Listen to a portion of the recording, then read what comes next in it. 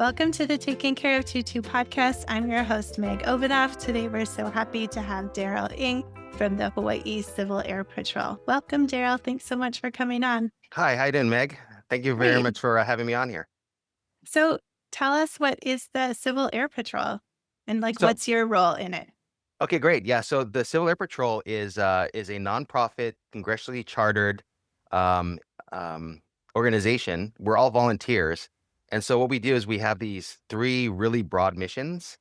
We do what's called a cadet program, which is for kids aged 12 to 18. They can stay until they're 21, and I liken it to being like um, the Scouts on steroids. And I say that because we Because you're focus on flying airplanes? yes, we fly airplanes. We focus on STEM and aerospace education, and we actually get kids into like this little Cessna airplane here. And So if you're listening on audio, Darryl has a background on his Zoom, which is some aircraft, some Cessnas. oh yeah, I totally forgot that that they can't see this, but yeah, so we Some can. so we have a fleet of 11 Cessnas here in Hawaii. We've got 540 throughout the United States. And one of our main missions, again, is cadet programs, where we have this leadership and aerospace education and STEM program that's after school 1 day a week. And we actually get the kids up in the airplane and teach them how to fly. We do That's amazing. a lot of STEM related stuff like Cyber Patriot. We do rocketry, all the things, whatever. And then we have two other missions. We have a mission for emergency services where we actually work with the county. That's MEMA. We work with the state, HIEMA, and we work with FEMA. And we do aerial photography. We do broadcast for tsunami and hurricane evacuation. We do transport. We did things like we were the first to transport PPEs during COVID. We were the first airplane up there taking pictures for FEMA after the Lahaina fires. And we've done search and rescue missions like the missing the missing air ambulance off of Maui a couple of years ago, and the missing Wow. teens in North Oahu this past year.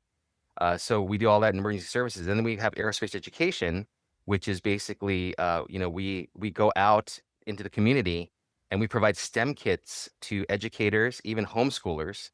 We provide STEM kits and all the materials for them to teach it. And then we also teach classes, and we teach these aerospace education members all about aviation and STEM. And so when you say drills, what are the drills? So the drills are like military drills. So it's like, Oh, right face, left face. They start, once they start getting more advanced, they do formations. And then what's really, really neat about our program is once they reach a certain level and they're very comfortable with drills, they can join our color guard, or now we're putting together an honor guard. And our color guard actually goes in the community.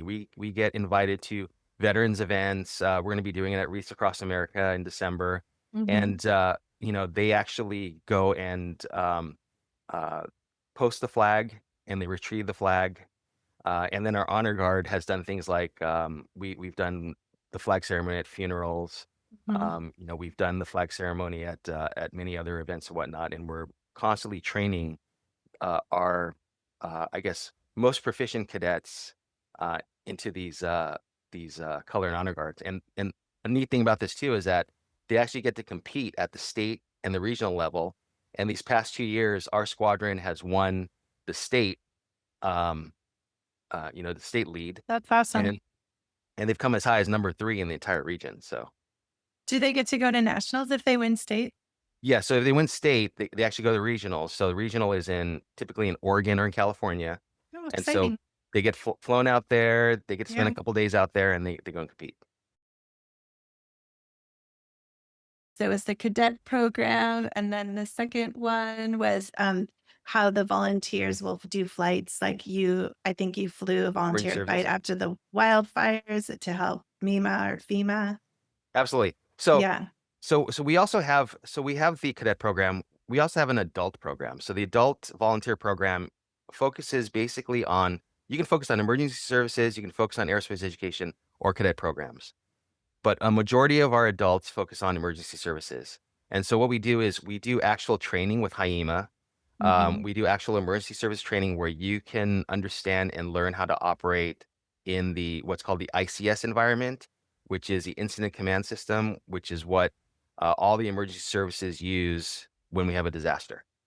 Got it. So that gets you into the emergency operations center and kind of learn how to help your community when these disasters happen. So we have both ground teams and we have air teams, and we do training for those.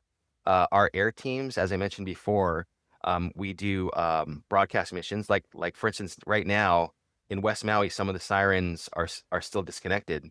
So these last two tsunami alerts, we were on alert in case we needed to go and fly and let people in West Maui know to stay away from the beach areas, Wow. where And so where there aren't the sirens. right. So the adult volunteers who are on the flight side have pilot's license. So 80% of us have pilot licenses. Oh, sorry, 20% of us have pilot license, 80% don't. So Oh, it's because the way our crews work is in an air crew, the pilot is just the driver.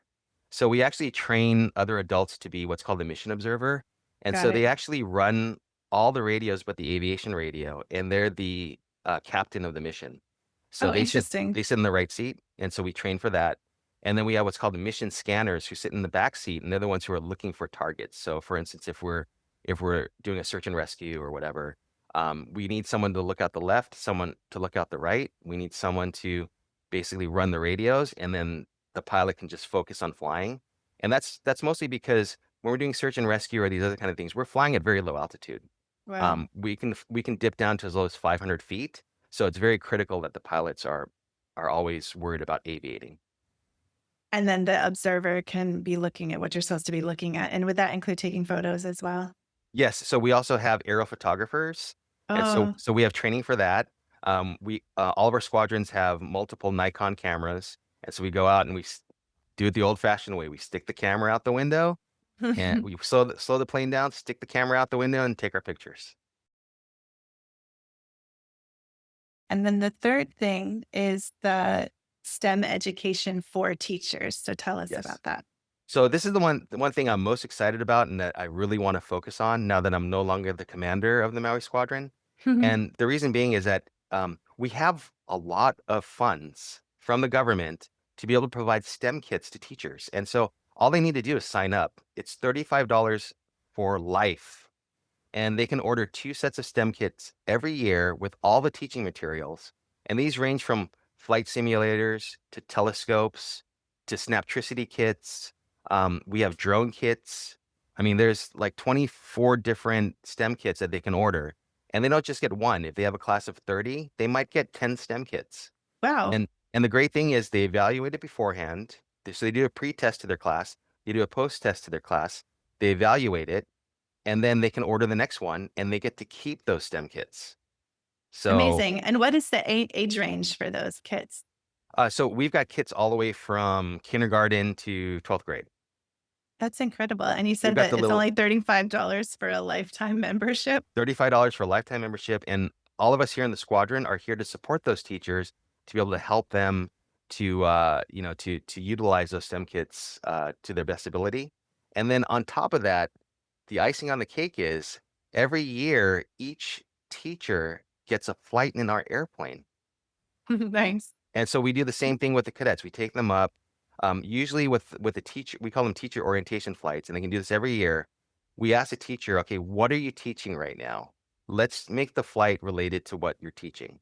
So Mhm. if they're teaching, let's say, about different climates, we can take them over to Lanai or Molokai and then see the different microclimates that we have here in Hawaii. They can take videos, share with their class.